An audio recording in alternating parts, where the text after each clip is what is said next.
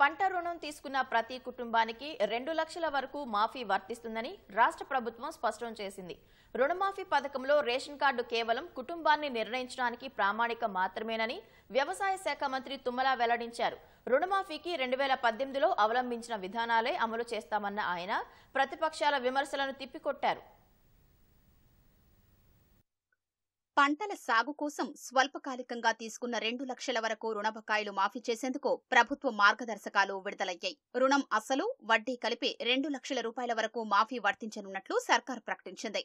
2 లక్షల రూపాయలకు మించి ఉన్న రుణాన్ని రైతులు ముందుగా చెల్లించాక మిగతా బకాయిల్ని మాఫీ చేయనున్నట్లు మార్గదర్శకాల్లో ప్రభుత్వం స్పష్టం చేసింది.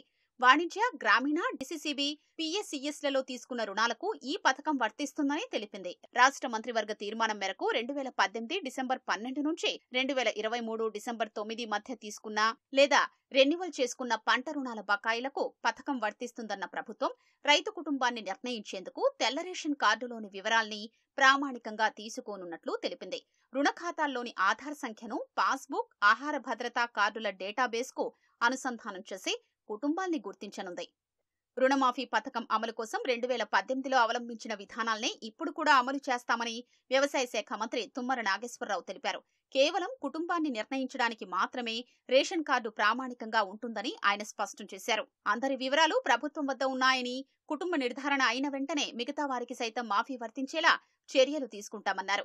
గత ప్రభుత్వం 2018 రుణమాఫీ కింద 20,000 కోట్ల రూపాయలు ప్రకటించి 2023 ఎన్నికల సంవత్సరంలో 13,000 కోట్ల రూపాయలు మాత్రమే విడుదల చేసిందని తుమ్మల గుర్తు చేశారు. అందులోనూ 1,400 కోట్ల రూపాయలు వెనక్కి వచ్చినా కూడా కనీస స్పందన లేని వారు ఇవాళ మాట్లాడడం సిగ్గుచేటన్నారు. అధికారంలోకి వచ్చిన 6 నెలల్లోనే ఏకకాలంలో 2 లక్షల రూపాయల రుణమాఫీ చేస్తుంటే హర్షించాల్సింది పోయి బురద జల్లేలా కొందరు ప్రయత్నించడం సరికాదన్నారు. తెలంగాణ సమాజం వారికి బుద్ధి చెబుతుందని వ్యవసాయ శాఖ మంత్రి హెచ్చరించారు.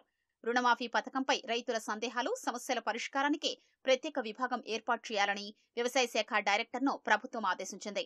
రుణమాఫీ పోర్టల్ లేదా మండల సహాయ కేంద్రాల ద్వారా రైతులు ఫిర్యాదులు చేయొచ్చని తెలిపిన ప్రభుత్వం ఆ ఫిర్యాదులు, వినతుల్ని 30 రోజుల్లో పరిష్కరించాలని ఆదేశించింది.